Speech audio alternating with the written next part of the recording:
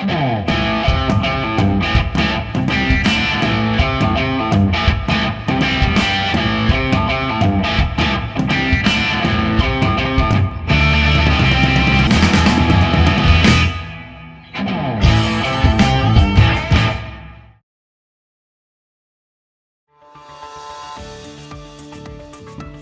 a small combination department with paramedic service, ambulance, a large heavy rescue and water rescue capability. We are situated probably 20 miles south of Burlington, Vermont. It takes a lot from someone's personal life to be able to walk out the door as you're making dinner, or Christmas Day, Christmas Eve, Thanksgiving dinner. We've all missed a few of them because something inevitably happens as you have plans. Plans change, and it's the families that it makes it the most difficult on. I began firefighting just about 10 years ago. I did it when I started having children to kind of be a role model, set a good example. Well, I got started in the fire service because of my dad. My dad was a volunteer down in a little town called Chittenden, just north of Rutland. And until he passed away, he was the longest standing volunteer firefighter for that town, over 50 years.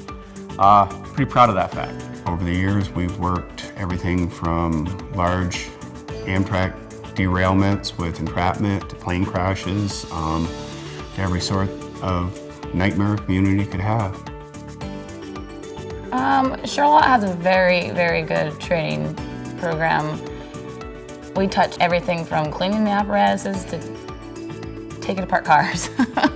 Our chiefs here and our officers do a wonderful job at training, detailed, making sure that everyone knows every tool inside and out. Here in Charlotte, you don't know what you're going to get. You know, we don't have any hydrants here. We have dry hydrants. Not having any water, not having any personnel. It makes you think about things a lot more. I respond from my house on quite a few emergencies, and often I'm the first one there, and I'm there by myself for a few minutes. And that's a unique challenge in itself. You know, dealing with the personnel, dealing with the people in the incident, trying to come up with a game plan, see what our game plan is and what our operation is going to be. We've got a lot of dirt roads where it can be extremely slippery, and in the spring you've got mud ruts you're running down, and then you turn off into a driveway which in the springtime hasn't thawed out yet and it's covered with glare ice. So now you're 500 feet away from a home before you even make it to the front door to be able to start a fire attack.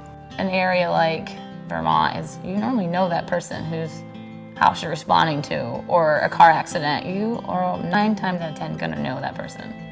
Or in the city, you don't know that person. You go to the car accident and you know that's someone's son you went to school with, or someone else in the community that is your neighbor that you have to extricate from a vehicle. You have to be careful with some of the younger people until that it does bring up the level of anxiety. It does bring up the stress. We have a lot of young folks that come in here in the Charlotte Fire Department and use it as a stepping ground to a career service. I think that's a great thing.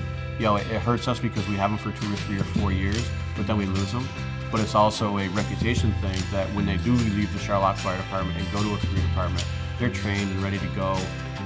And I think the departments just need to look at what their community has for people, for resources, and what they have for target hazards.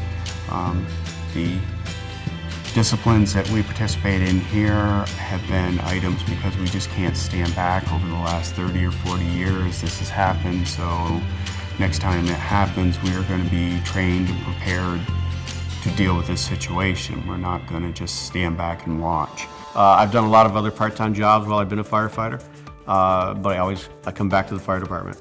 It's a career that I love. It's a passionate job. I think helping people is the best way to be. As far as where we're going, I think we're headed in the right direction.